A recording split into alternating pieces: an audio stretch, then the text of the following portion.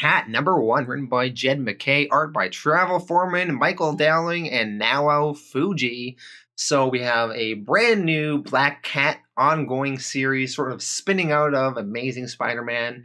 I've never read a Black Cat series before, but she's a character I'm definitely interested in. I like those sort of femme fatale characters, and I'm very curious to learn more about her and to see what direction they're going to go with in this story. So when our book opens up, we have this Felicia Hardy, Black Cat, and she's walking up to this large soiree, this big like event, and maybe in like a museum or something.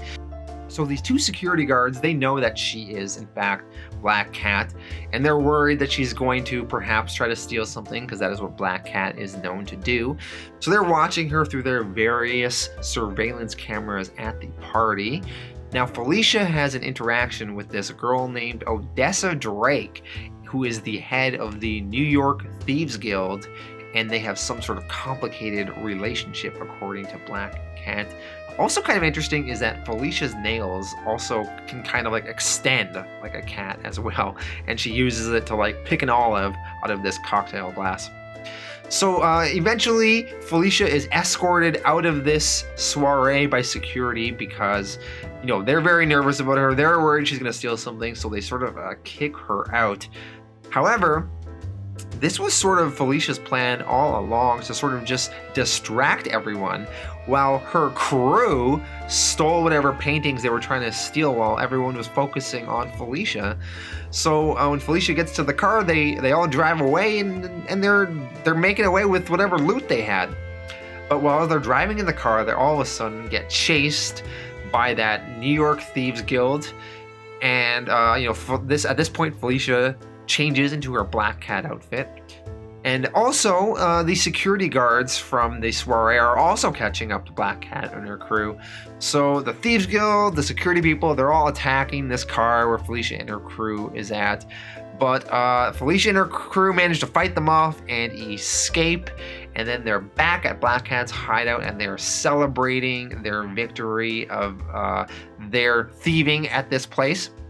And then we see their mysterious leader show up, which is Black Cat's teacher, and it is this guy named the Black Fox. And he says that this first painting is only the first part of their master plan. So we're going to learn more about what they're going to do in the future. There's a backup story where we learn a little bit more about this Black Fox character. And apparently we see the story of this heist that he pulled on Vlad the Impaler, this like vampire guy. The heist was pretty simple. He was basically playing Baccarat.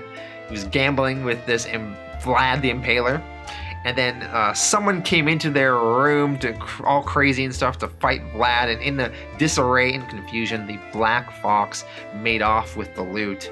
And then we see the Black Fox has some sort of interactions with Black Cat's dad back in the day. And that is how the issue ends. Overall, I thought this book was extremely average. It was on the better side of average, and I still had an okay time. But I thought the artwork was just fine. It was just okay. I thought the overall story was just okay. It was kind of just like this very simple run-of-the-mill heist. And, then we have this Black Fox character, and I don't really care too much about him either. So, this was just an extremely fine book. It's fine. If you're a Black Cat fan and you're aching for some more Black Cat, I think this is a good one to pick up. But, in the world where you can only read so many comics a month, I just don't think this is going to make it to the top of anyone's pull list. I'm going to give this one a 7 out of 10.